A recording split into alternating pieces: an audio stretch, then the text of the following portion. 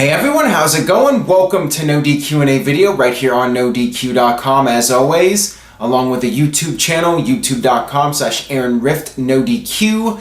We are just 1 week away now until WWE Wrestlemania 33. Got your questions from twitter.com/AaronRift using the hashtag RoadToNoDQ1000. Let's get started today with the first one, which comes from Ari. Besides the tape library, what would WWE get from buying Ring of Honor? I have gotten a lot of questions about WWE and Ring of Honor. How serious is this? Will WWE in fact purchase just the tape library from Ring of Honor, or will they purchase everything from the company, including the talent, or is there nothing really to this? Ring of Honor is downplaying it right now, but one would expect ROH to downplay the rumors, whether they're true or not. I could see from WWE's perspective, they want as much control as possible. WWE wants to dominate the US market, and they are looking for ways to dominate at all costs. When it comes to Ring of Honor, there's a lot of talent there. You have a lot of guys that I think WWE would love to have. I think WWE obviously wants the tape library because you have the early matches of guys like Samoa Joe and Seth Rollins, and the list goes on. Lots of guys. WWE sees money in that, they see value in that, but also I think WWE, if they had it their way and they can get a bargain, they'll try to get everything if possible. So time will tell right now if there's any truth to the rumors out there, and if it does in fact happen, to what degree. Will WWE just get the tape library? Will they get the talent contracts? What will happen? Will Ring of Honor just close up shop, or will WWE use it as another developmental territory in addition to NXT? What would happen exactly? Right now, the jury's out. It's still up in the air. There's a lot of speculation and rumors. But I could see WWE aggressively trying to get the tape library at the least, so they can use the footage from those old matches for upcoming DVDs. And it only makes sense now with all these guys on the main roster now, Samoa Joe and Seth Rollins, like I said. It makes sense from WWE's perspective. You know, they tried to work something out with TNA last year and acquire the tape library, but things did not work out with that. So right now, it's really hard to say if something will happen between WWE and Ring of Honor, or if it's all just talk at this point.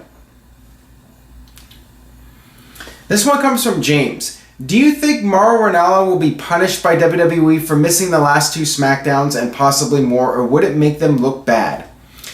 That's a great question. I think that WWE needs to be careful with Mauro Ranallo. If this is a mental health issue, which it's looking like at this point, with Ranallo possibly dealing with depression, and he even went on Twitter and thanked the fans and brought up how his doctor doesn't want him on social media, it would make WWE look bad if they disciplined him and even took him off television. I think would be bad. I mean, definitely firing him would be, I think, really bad for WWE's public image, but also just punishing him, I think would not be a good thing in the long run. Now, it's really interesting because it seems to me like WWE is trying to build up Tom Phillips and eventually make him one of the lead announcers.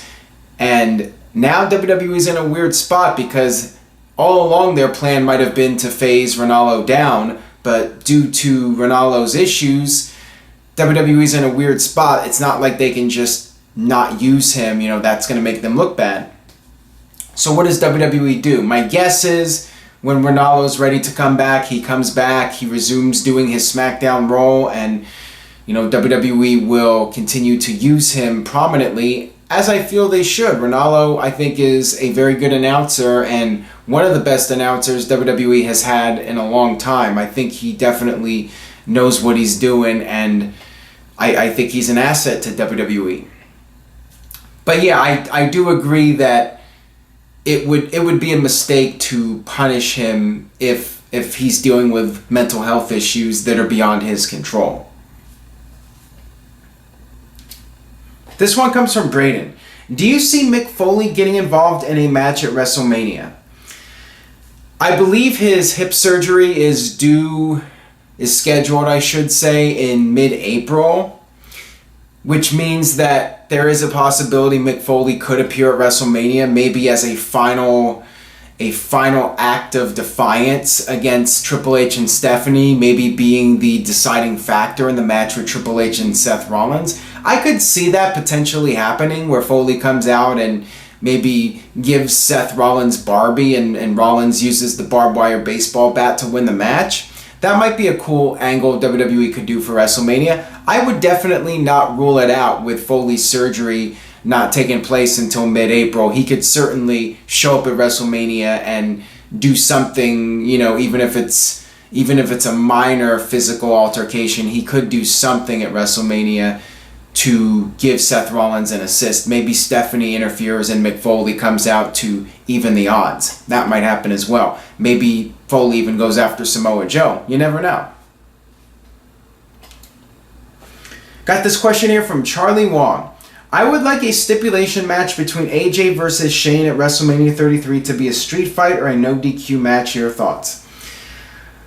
I would love to see a stipulation for that match, and I think that if WWE is going to have Shane do a big spot at WrestleMania, then you almost need to have a stipulation like no DQ or a false count anywhere or no holds barred, so that way they can go out in the crowd or they can go by the stage. And my guess is we might see Shane do something off the top of the stage or do one of those big jumps, something like that. I could see Shane doing something like that at WrestleMania, especially when there's a lot of criticism about this match. I think that will motivate Shane even more. And really, he has nothing to prove because of last year, jumping off the Hell in the Cell. But I think it's Shane, and I think for WrestleMania, he's going to go all out and do something absolutely crazy. And AJ might too. I think both of them are really going to try and put on a memorable performance. Like I said, I think that this match will surprise some people. There have been a lot of negative responses to this match, and I think that AJ and Shane will very well go out there and steal the show. I mean, this match could be one of the best WrestleMania matches in a long time. Would not shock me at all, knowing what Shane is capable of doing and AJ just being AJ. Could be a really awesome match. But yeah, I would definitely consider adding a stipulation so they can really go all out for that match. I mean, if of all the matches on the card, I mean, that seems to be one of the matches that is most needing of a stipulation so you can do all the crazy spots. This one comes from Chase Holland. Hey Aaron, since Lesnar could be leaving sometime next year, who should be the guy to make him leave? Samoa Joe? I honestly think it's going to be Roman Reigns, but I'd like to see somebody like Joe be the one to end Lesnar's reign of terror once and for all. I think that I've said this all along, that somebody could really benefit from beating the guy that ended the Undertaker's streak at WrestleMania and getting that rub. Samoa Joe, I think, would be a great choice, but I could see it end up being Roman Reigns. I think Roman Reigns was always the plan. That was the guy WWE was going to go with to beat the guy that beat the streak. But I'd love to see Joe defeat Brock Lesnar at next year's WrestleMania. I think that would make Samoa Joe's career. I mean, it would really make anybody's career, whether it was Joe or Kevin Owens. I don't think it's going to be Owens. I really sense it's going to be Reigns, unfortunately. I hate to say that, but I think it's going to be a babyface Roman Reigns. I mean, that's what I'm expecting at this point, at least. If WWE does something else, then I'll be pleasantly surprised. What can I say? This one comes from Mykod James. Will John Cena break the 16-time record before year's end? Will Brock Lesnar hold the championship until WrestleMania next year? Regarding Cena breaking the record, I could see it happening fairly soon. He is going to be taking another extended hiatus from WWE after WrestleMania, but maybe SummerSlam. Would not shock me if SummerSlam is when John Cena, at the very least, goes for the 17th title, maybe even wins it at SummerSlam. Could happen at Survivor Series, could happen at next year's Rumble. Maybe WWE will save it until next year's WrestleMania to make it all that more important. You know, this is a record-breaking title reign. To have it at WrestleMania would be huge and very memorable. Regarding Brock Lesnar, if you believe the rumor about Brock Lesnar and Roman Reigns being the main event for next year's WrestleMania, then yeah, I would say there is a remote possibility of Brock Lesnar staying Universal Champion for a year. Not sure how I feel about it based off of the last Brock Lesnar title run where he was barely around, but apparently he's working more dates this year. Maybe they could get it to work. It feels like a real stretch, though, to me, for Lesnar to be the champion for a full year. I'd rather see Lesnar just lose it and then face somebody in a non-title match at next year's WrestleMania. I really don't think Lesnar needs to be in a title match at next year's WrestleMania. I think Lesnar just being a special attraction is all you need. You don't need to have the title on the line. You know, WWE's doing it this year with Goldberg and Lesnar for the title, but to me it wasn't even necessary. I guess with Goldberg and Lesnar it makes a little more sense since they've already had 2 previous matches, so you got to up the ante a little bit for the third match. So I guess it makes sense to have the title on the line, but I just don't know how I feel about Lesnar being champion for a full year. This one comes from Heel Ty Marshall. When Kurt Angle returns in the ring, what match would you like to see? Versus Styles, Seth, Cesaro, or Nakamura? All of them, really. I think that my first choice would be Seth Rollins, since we've never seen Kurt Angle versus Seth Rollins before.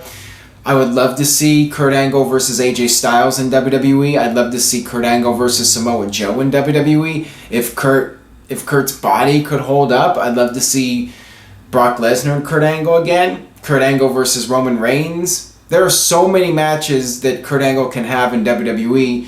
I'm just really hoping that he's able to pass the medical tests and he can do some matches in WWE. I think you could get a good half a dozen matches out of Kurt Angle in WWE, big marquee dream matches, and I think Angle could have a really good run if he's cleared to wrestle again.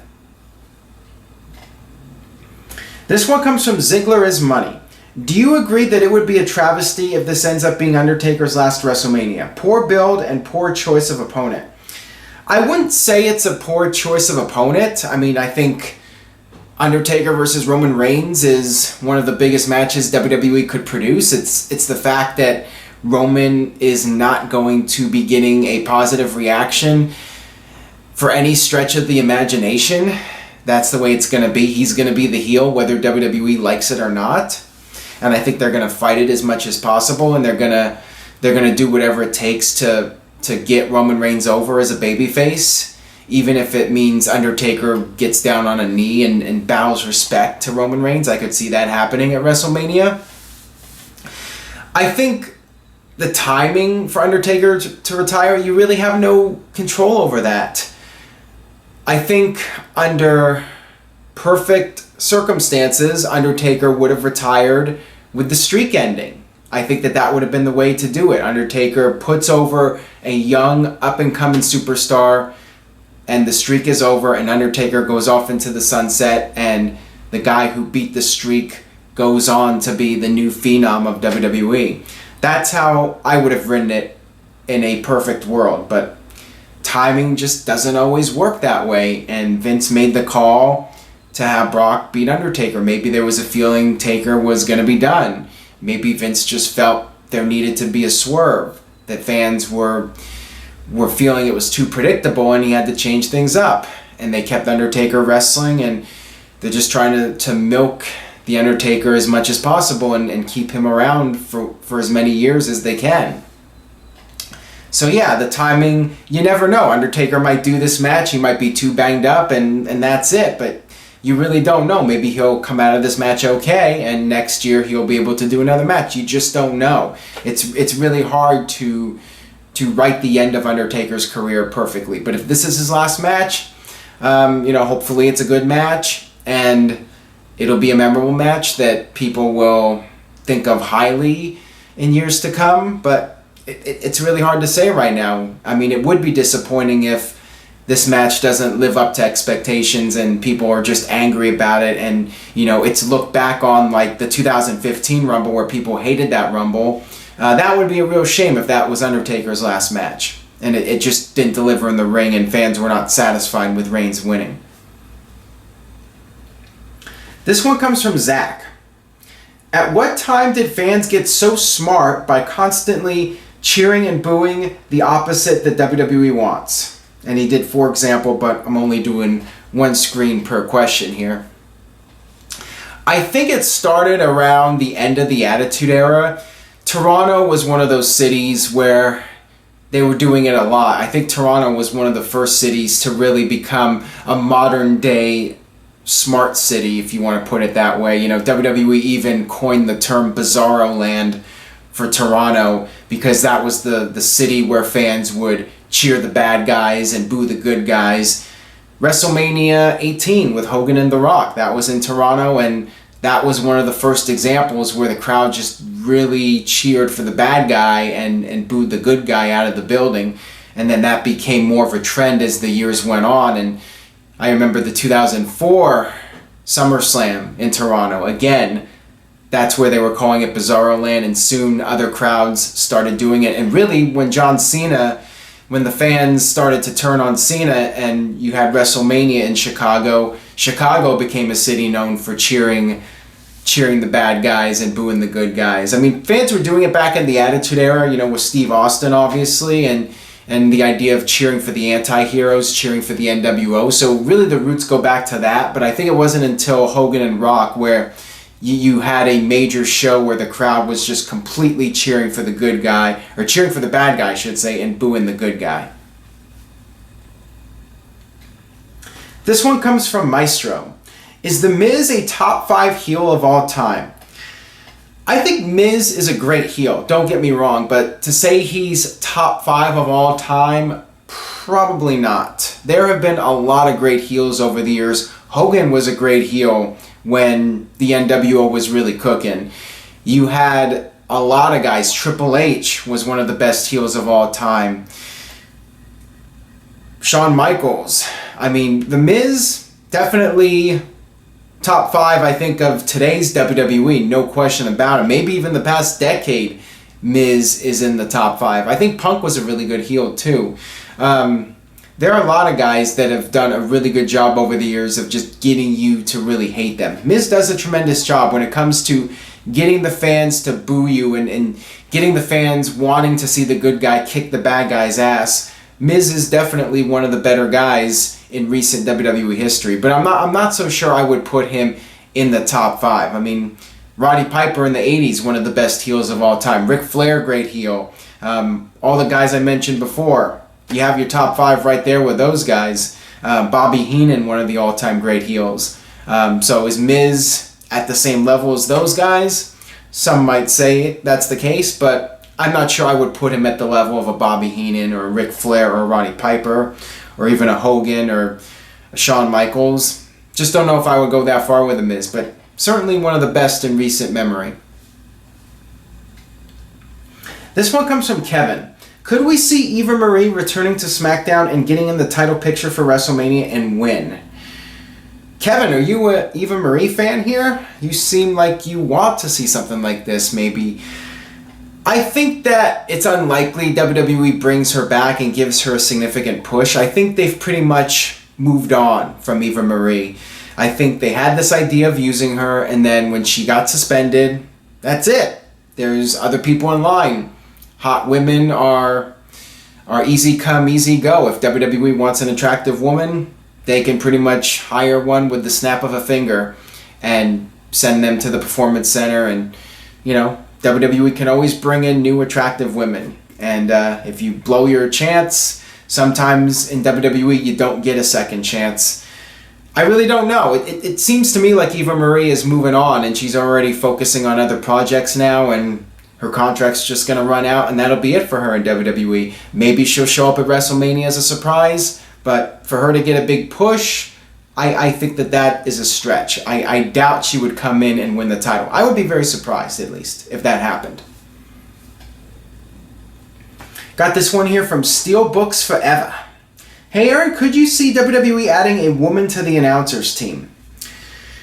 Maybe Renee Young. I think Renee Young does a tremendous job, and I could see her possibly doing the broadcasting one day. She's already doing the pre-shows and doing various other announce type roles in WWE, but as far as being an actual commentator, doing color commentary or doing play-by-play, I could see it happening. I think unless a major company signs Renee Young away from WWE, which is always a possibility. I mean, she's so good that I could see another company making her a big offer and her seriously considering that. But if she sticks around in WWE long enough, then I think absolutely there's a good chance at one point she'll do play-by-play or even be a main play-by-play announcer and maybe even do color commentary. I could see that happening if she sticks around in WWE for the long haul. This one comes from Wrestling Tubes. How long until the Natalya heel turn ran its course? Do you think her WWE run nearly at the end? Do you think her WWE run is nearly at the end? I think you were trying to say. I think she's doing fine as a heel right now. I see no need to turn her baby face. You already have Becky Lynch as a top face. I think she's come into her own as a heel in the past year. I definitely feel it's too soon to turn her back. I think she would get lost in the shuffle again. As far as how much time she has left in her WWE career, I could see her being around for a couple more years. I think she's in a good spot on SmackDown right now, so I don't think it's close to the end for her. I could see her wrestling a couple more years in WWE at least. At some point she might want to settle down, with Tyson Kidd pretty much done wrestling. He's not going to be able to come back from his injury. She might want to step away at some point, but at the same time, you gotta make the money, and you gotta stick around and stick it out as long as your body holds out on you. This is her bread and butter, working in WWE, and I think she'll try to stretch out her career as long as possible, as long as her body is able to do it, and as long as WWE is going to give her a significant role. So if the role's there and she can be a factor, I think she's going to be around for at least a couple more years. Got this one here from I Say Whatever 666, our old buddy Beast Slayer. What are your thoughts on baby faces and heels conversing on social media? Does it kill the business? I think 30 years ago it would have, but we're in a different era now where pretty much all the fans know wrestling is entertainment.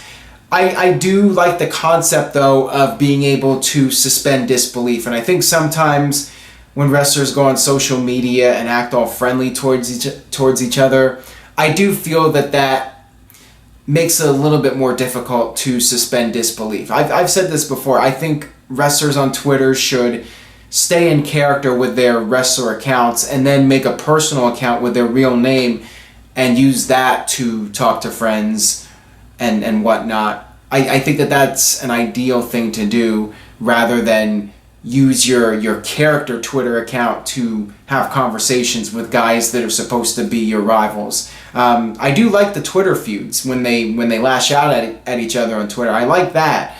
But when they actually, post pictures of themselves with guys that they're feuding with on Twitter, with their character usernames that are mentioned on WWE television, then yeah, I'm not really a big fan of that. That'll do it for this edition of NoDQ&A video. Thanks as always for watching. If you enjoyed today's video, please share it on Facebook or Twitter. Spread the word about NoDQ&A video. Word of mouth really goes a long way. Stay tuned to NoDQ.com this week for all the latest regarding WrestleMania week. It's going to be huge. It's going to be huge. And we're going to have the NXT predictions video going up shortly. Stay tuned for that. And I will see you guys next time.